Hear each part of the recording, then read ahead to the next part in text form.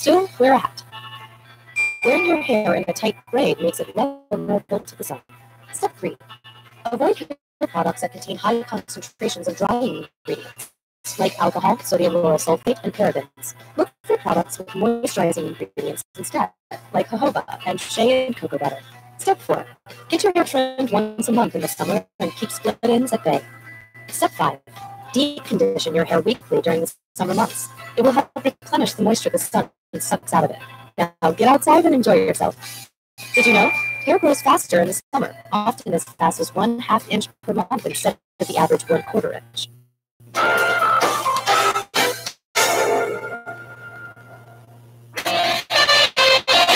The views and comments of the hosts and guests are not necessarily those of the station. You're about to experience Healthline, a show where doctors from MakatiMed interact with you for a healthy, uplifting lifestyle. Moderated by Nicole Jacinto. You've got questions, we've got answers. So welcome to Healthline. Healthline is brought to you in part by PAGCOR, creating opportunities beyond gaming. Healthline is also brought to you by PCSO. Sa PCSO, bawat taya para sa kawang gawa. Welcome to Healthline with MakatiMed. I'm your host, Nicole Jacinto, and tonight our topic is food poisoning. Yes, food poisoning. I'm sure a lot of you have wondered if you have gotten food poisoning before, or you actually have gotten it and been diagnosed with it. Maybe several times. Maybe you're wondering if a family member or a friend has food poisoning because they're experiencing symptoms at this time. So if you have any questions on food poisoning, which is a very interesting and timely topic, and it's actually very relevant to us all over the world as well, do call in and ask us your questions. Call us at 897-8374 and 895-4460. I'll say those numbers again, 897-8374 and 895-4460. The doctor will answer your questions, and tonight we have Dr. JD from MakatiMed, of course. He is a gastroenterologist, and he will answer your questions. In addition to calling us at those numbers, you can also participate in the program by sending in text messages to 0917-581-6500 and 0919-991-8047. Now, if you're listening on the radio, in your car, or at home, you know that you watch us on Ustream. Type www.ustream.tv/channel/DZRJ810AM. Okay, you can also see us on YouTube, but now you can really apparently just type RJAM Makati.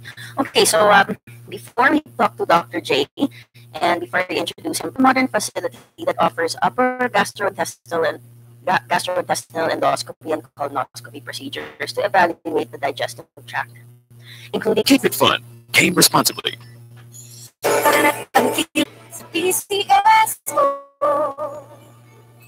Sa PCSO, bawat taya para sa kawang gawa. You're back with Healthline, keeping you healthy. Moderated by Nicole Jacinto. Healthline is brought to you in part by PAGCOR, creating opportunities beyond gaming. Healthline is also brought to you by PCSO. Sa PCSO, bawat taya para sa kawang gawa. And we're discussing food poisoning tonight, and we have a caller who's actually waiting on the line. So let's talk to her now, Miss Lita Ramos. Good evening, Nicole. Good evening, Lita. How are you? JP? JD. Hello? JD. Good evening. Hello? Hello, Lita. Can you hear us? Good evening, Nicole. Mm-hmm. Hello? Yes, can you hear us, Lita? Yes. Okay. I'd like to ask the doctor if he is agent called Novichok, which poisoned the father, Sergei Skripal, and his daughter, Yuri, which caused them to be hospitalized really seriously. Mm-hmm. Okay. Novichok? Okay. I don't think... I don't know. Kasi it could be airborne, it could be taken in the food. Mm-hmm. Are you aware of that, doctor? No, Dr. D is not aware of that. It's probably... But I know what you're talking about, Lita, on the news, the father and daughter who they would be airborne, maybe they were injected. Yung chemical nerve agent which poison them. Maybe we should try to research that, Lita. And Genetically them yes. suspected to that. Yes, because they gave So, like, information. retorted by saying that kind of chemical poison is only in United Kingdom. Only in the United Kingdom. Yes. Ah, okay. Well, Novichok is the name. Novichok, okay. I just want to ask the doctor. Thank you, Nicole. Oh, and okay. Do you have any other questions about food poisoning? Yes, my son-in-law before ate spaghetti. Okay. Usually, spaghetti easily gets spoiled. Mm-hmm. But the spaghetti was nearly cooked, but it was covered. I don't know. And my son-in-law, when he took it, he Diarrhea. and we took him to the hospital to see Oh. no let up of his Spaghetti, okay. yes, Nicole. Ah, okay. So, So you newly cooked, but it was covered. Masama pala yun, yung spaghetti takpan ng For get it because masama pala yun. because if it was left for more than an hour, Covered. then that can I don't know what was it. Maybe bacteria, doctor, or yes, probably but when you cover the food, that's the issue of temperature. mga macaroni spaghetti. Ah, oo. Really gets spoiled. Thank you very much. Okay. All right. Thank you, Lita. Sorry, nabuchok na. Okay. Chemical narvation. Thank you. Thank you, Lita. Okay, so Lita had a story to share, Dr. Lee, about her son-in-law getting food poisoning from eating spaghetti that was newly cooked. But you were asking how long. Yes, how was it prepared? Mhm. The ingredients that they used, Mhm. because it can affect also the growth, possibility of contamination of the food. So Mhm. those are the things that we have to consider: the ingredients that were used, the temperature used during cooking. For you, that comes up a lot, no? People say when food is newly cooked and then it's still hot, you shouldn't cover it right away, but after a while, put it in the refrigerator. What's your take on that? Yeah, probably because it will give more moist. Mhm. Yes, But keep cooking. yeah, and if you had to let the after 30 minutes, then 30 minutes, then that's the time to put it in the ref. Okay, after 30 minutes. And is food poisoning more prevalent during the summer months? Yes, food poisoning is really prevalent in summer because of the warmer weather. So the germs typically enjoy or multiplies faster during warmer temperature, usually between 32 to 42 degrees at the time. Some of the foods are not in the refrigerator, of course, because you're out, and that can cause honestly go. Mhm. And my mistake was I did not go out that fish. Mm. I still followed that thing. And after an hour, I started vomiting. And that my vomiting could not stop. And it happened so many times until my mom gave me a spoonful of sugar and my vomiting started. I stopped, doctor. Now, how do you explain that, doctor? the sugar, of course, because it's not It's not cooked.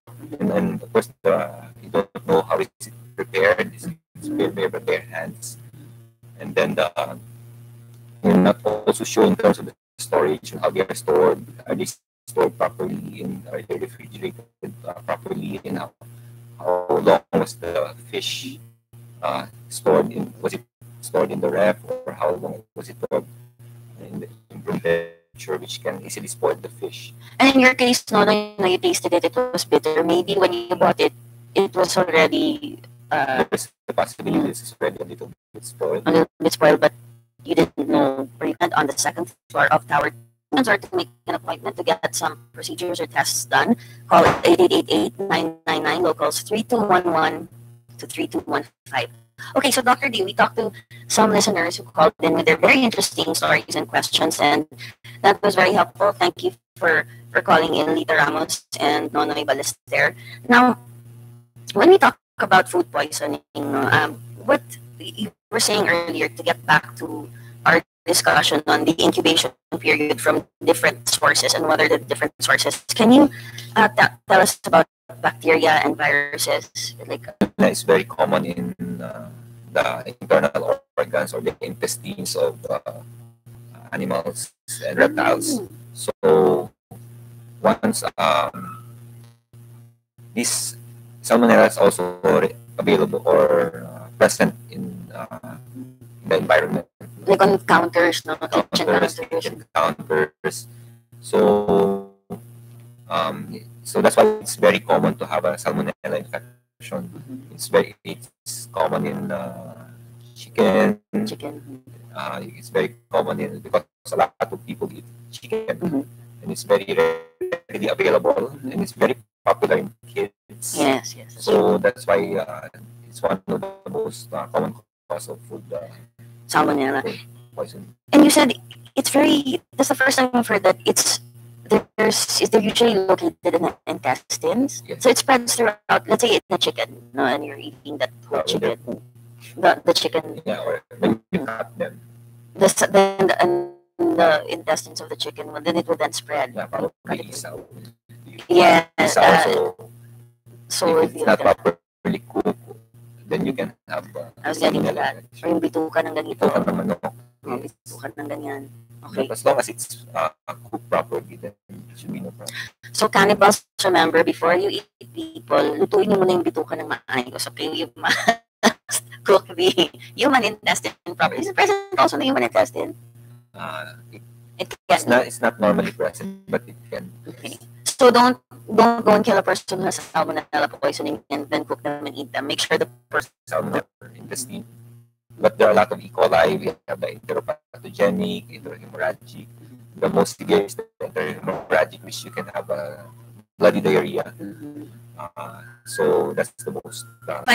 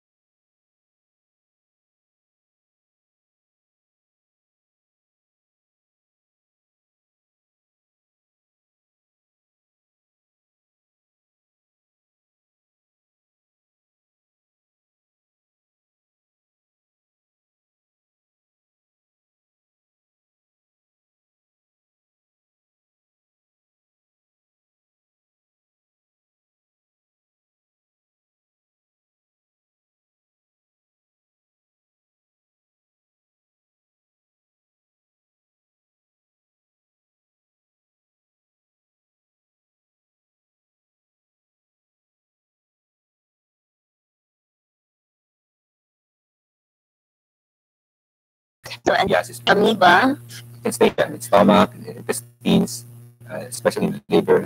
life-threatening. It's Okay. like- Is it true that if it stays in your body for a long time, it then gets stimulated by something else, or is it just the amoeba acting up?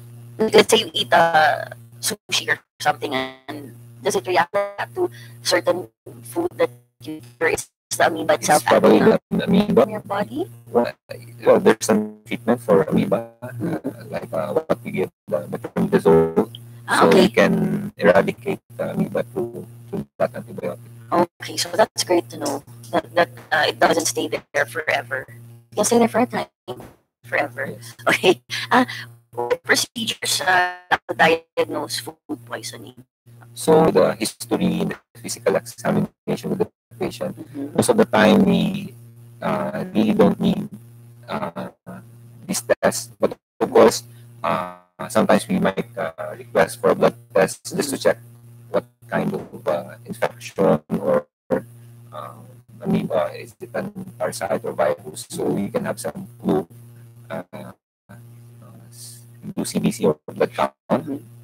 We can check also. We usually also check the patient's electrolytes. If we see that the patient is dehydrated, feels very weak, then we check the sodium, the potassium, and then the kidney function if it's affected. Because some of the patients can have acute kidney failure because of severe dehydration. So we check the patient's creatinine for that. So which is also a blood test. And when you the severe dehydration or lower kidney from different types of bacteria, toxins, and viruses that you mentioned, can they reoccur? Yes. Okay, so you're not immune once you have it. It's Yes, not you can reoccur once introduced. You can go back to your body and go to the ER. Make sure that you see a doctor like Dr. JD in MakatiMed and get that treated because you can die from it. It's something that can be very serious. And it's uncomfortable. You experience discomfort, and the worst case scenario is that you can die from it. Do you have any? Are there common types of food? vegetables or foods that aren't well washed. Raw fish, oysters, contaminated water, or unpasteurized beverages like the milk, cheese. Those are the most common. Those are the most common. Okay. Thank you to Louis Pasteur for inventing pasteurization. Okay. Do you have any final words to our audience, doctor, about maybe preventing or avoiding food poisoning or handling food or anything like that? Well, the most important is you have to wash your hands before and after eating. You have to make sure you wash all the utensils properly. yes. Then, Don't eat in shady places. yes, you have to make sure that the food source is clean and from a reputable. If you eat out from a reputable restaurant. Okay. And if let's say this is food poisoning, but if you swallow like dishwashing soap, that's pretty bad too, right? But that's not food poisoning technically. That's poisoning. That's poisoning. Okay. That's poisoning yourself. If you're being too clean naman, then, oops, I drank a glass that had a leftover residue of dishwashing liquid, and that's not good either. So I guess just be really careful and use the tips that Dr. J here gave us tonight. Would you like to say hi to anyone before you sign off and go treat your patient? Who I know you have a patient in the ER right now, so thank you for taking the time out to come over and talk to all of us. Do you want to say hi to anyone? Yeah, I would like to say hi to my daughters, Nikki and Bea, Oh, and of course my lovely wife Shirley. hello, Shirley. And you know what, Shirley, you guys, in my family, one of us is Nikki. That's me. I mean, that's my nickname. One of my nicknames.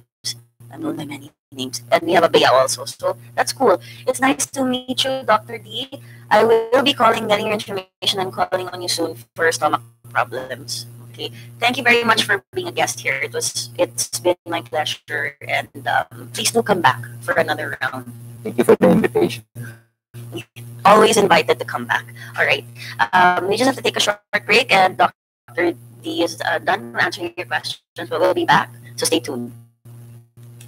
Thank you, Dr.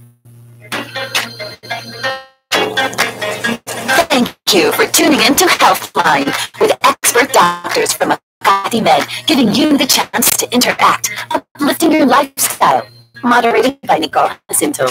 Tune in again next week for your weekly dose of Healthline. Healthline is brought to you in part by PAGCOR, creating opportunities beyond gaming. Healthline is also brought to you by PCSO. Sa PCSO, bawat taya para sa kawang gawa. Steel roofing, you can be sure it's durable. Single color, steel roofing, high quality, quick delivery. Check out Jacinto Style and other roofing profiles of Jacinto Color. Guaranteed 5-day delivery. Call 921-4444 or email us admin@jacintocolor.com. Quick delivery, Jacinto Style. Or you may text 0917-875-1867. Okay, good evening. Before we close Healthline, before we close the show proper for tonight, I'd just like to speak to someone from PCSO to learn more about it. Not everyone has heard about PCSO and people associated with the sweepstakes, lottery, winning prizes or money, and many associated with getting help, of course, our charity. But let's ask somebody from PCSO a few more questions about the organization itself. We are going to speak to Mr. Ruben Magno for just a few minutes. So let's put him on. Hello, good evening, Mr. Magno. Hello, Mr. Magno. Okay, we'll just hold on until we can sort this out. Yep. Hello. Okay. Hello. All right. Well, okay. We'll just wait for a few more seconds until we can sort this out, so we can learn more about how PCSO is as an organization and how they help people. Okay. Hello. Okay. So while Chess is there, just want to remind you of a few things we learned earlier on the show about food poisoning. Always remember to handle food properly. Buy it from a reputable place. Make sure it's clean. Clean it when you get home. If you keep food in the refrigerator and the freezer, you should also clean your refrigerators and your freezers on a regular basis. And food poisoning you can also get it from water, even if you're just swimming in ponds, pools, lakes, or even the ocean or the sea. Because you tend to open your mouth when you swim, and you can ingest bacteria, toxins, contaminants, and viruses that way. So that was really great of Dr. D to stop by. I know that he has some emergency cases that he's dealing with, and thank you all. I also want to thank MakatiMed for always sending doctors over to help keep us more informed and educated about all of these health and medical issues. Even though their doctors are busy, they take the time out to come here to the studio and bring us information. And it has really actually helped me a lot personally, and people that I know who do listen to the show regularly and tune in through either Facebook or traditional radio sets or watch old episodes online. Okay, so ready? Okay. Hello, good evening, Mr. Magno. Yeah, hello. Hello, good evening. Okay, so Mr. Magno, just to learn a few more things about the PCSO, I was saying earlier, everyone has heard about PCSO. People associated with sweepstakes, lottery, winning prizes or money, and many associated with charity or getting help. But can you tell us just briefly and clearly, PCSO stands for Philippine Charity Sweepstakes Office. So what is really the main purpose of PCSO? Well, PCSO is a principal government agency mandated to raise funds and provide funds for health assistance and medical assistance and services and charities of national character. Okay, so that's great. What is yung layunin ninyo, yung nasa charter ninyo is really to help, is really to raise funds and provide funds for medical help? Yeah. Medical assistance, okay. And if I'm correct, you're not the government doesn't give you funds, no? You raised it yourself? Yes. Our funds come from our products, no? Lots of products. SDL, yung Ino, and tapos yung charity, yung Okay, yung sweepstakes. So that's really to know that it's not like parang nasa budget pa or it's taxpayers' money.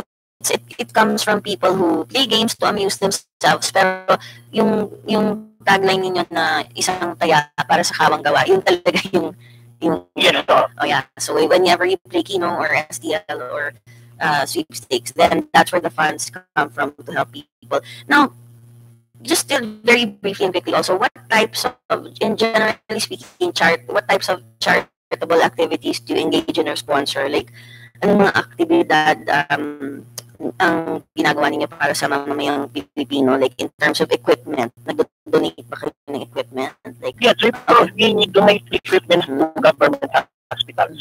Like ambulances and... ambulances, yung mga CT scan, X-ray, okay. MRI. Okay, and government hospitals. Yeah, government hospitals yung priority lang.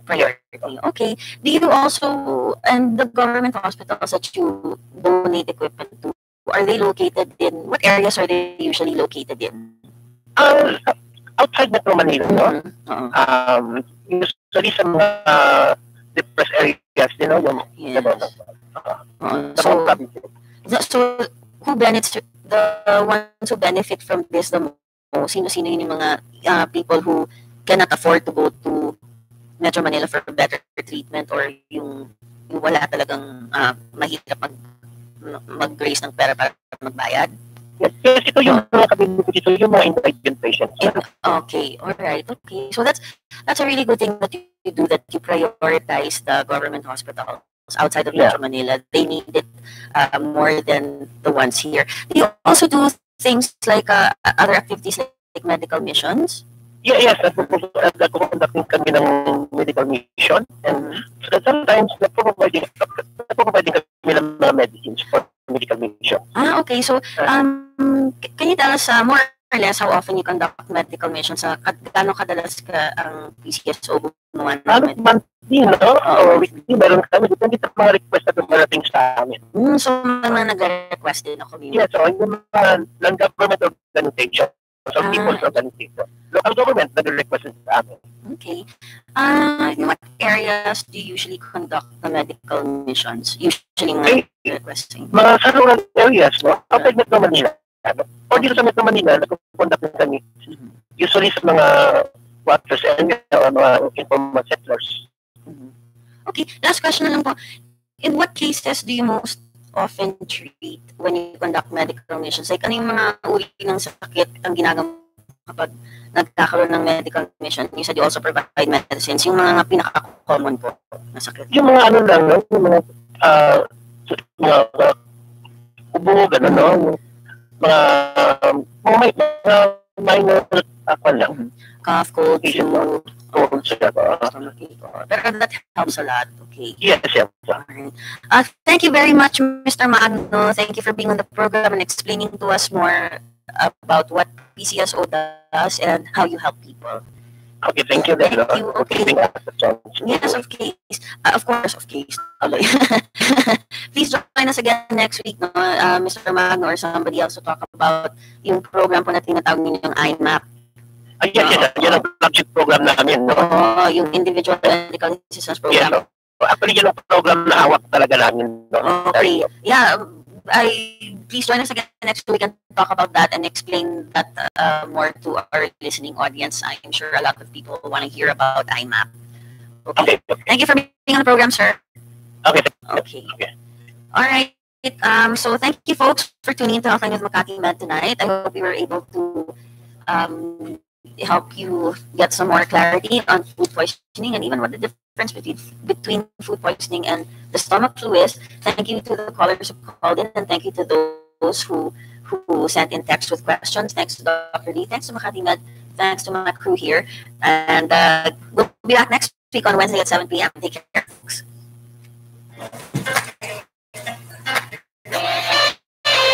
The views and comments of the hosts and guests are not necessarily those of the station.